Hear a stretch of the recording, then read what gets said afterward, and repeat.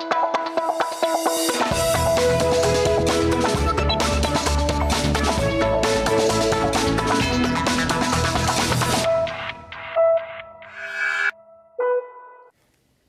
evening, you're watching the news on Croatian television.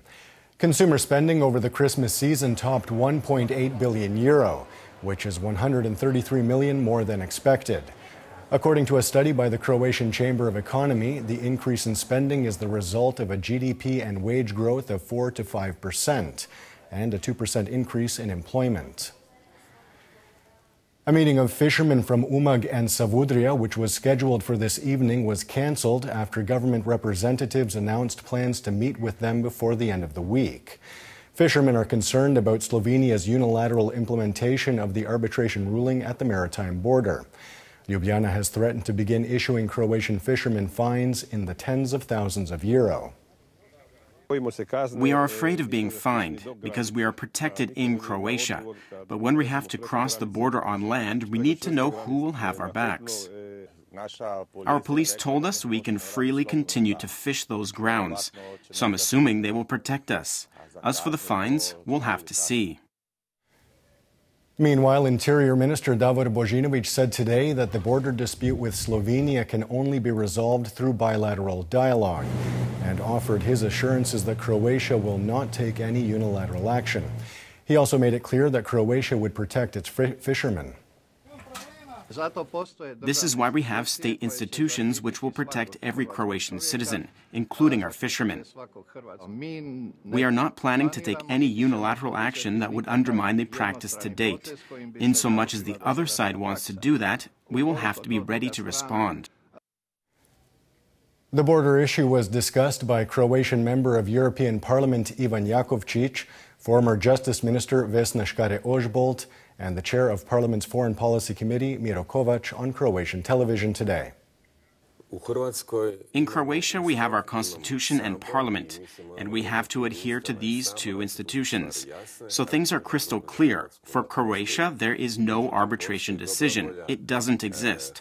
What exists is goodwill on our side, on the part of the Croatian government, to resolve the dispute with Slovenia bilaterally, which means we have to sit down at the table together.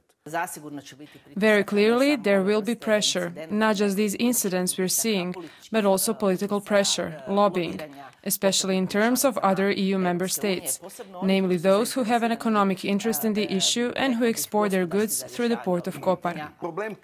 The problem of the fines our fishermen face is not resolved by Minister Božinović simply saying, "We'll take care of it." How do they plan on taking care of it? These people have to travel there and they have to cross the border into Slovenia. And if they have outstanding fines, they will have problems. The leader of the Most opposition party, Božo Petrov, presented his party's plans for 2018 in Metković today. He said that Most would continue with initiatives it set in motion last year. This, first and foremost, means increasing transparency in a bid to eliminate corruption. Most also announced an action plan designed to increase the efficiency of the public administration, a move Petrov feels will greatly reduce the administrative burden on business owners. Most is the first political party in 25 years that has shown that it is possible to establish a stable electorate without relying on the HDZ or SDP.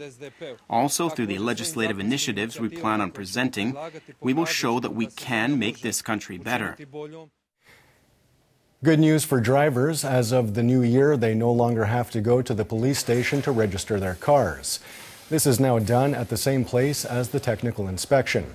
The move is expected to reduce costs and speed up the car registration process.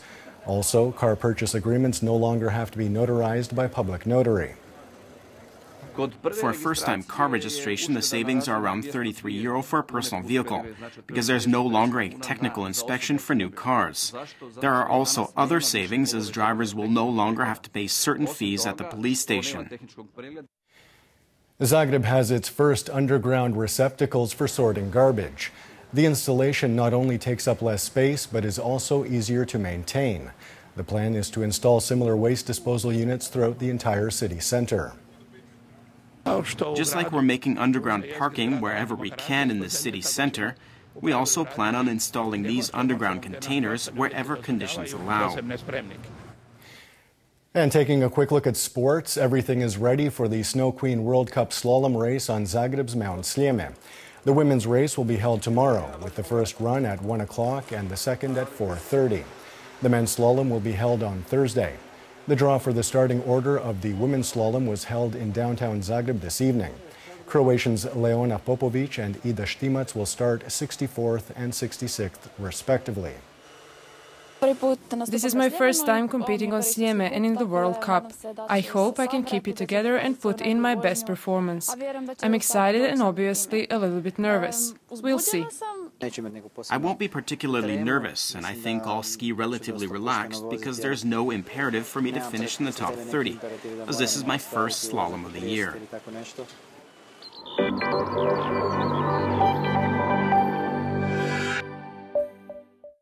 And now the forecast for tomorrow. Predominantly dry in the morning. Morning fog inland will give way to partly sunny skies. Predominantly sunny on the Adriatic. Cloud cover will move in the afternoon, bringing with it some isolated showers in the interior and on the northern Adriatic. Dalmatia will see some rain in the evening. There will be a mild to moderate southwesterly in the interior, southerly in Slavonia. The northern Adriatic will see a moderate to strong southwesterly and southeasterly in the morning. This will spread to the rest of the coast in the afternoon. Morning lows of -4 to +1 degrees Celsius inland, 3 to 7 on the Adriatic, will give way to highs of 5 to 10 degrees in the interior, 11 to 13 on the coast. The 3-day forecast for the interior calls for predominantly dry weather on Thursday, when morning fog will give way to mostly sunny skies. Friday and Saturday will see variable weather with increased cloud cover in mountainous regions and in hinterland areas. The coast will see rains stop on Thursday morning, followed by at least partly sunny skies. There is a slight chance of some light rain on the northern coast in the evening. Predominantly overcast with rain throughout the coast on Friday. Saturday will see some sun and predominantly dry weather. Southeasterly winds will bring unseasonably warm temperatures of around 15 degrees Celsius.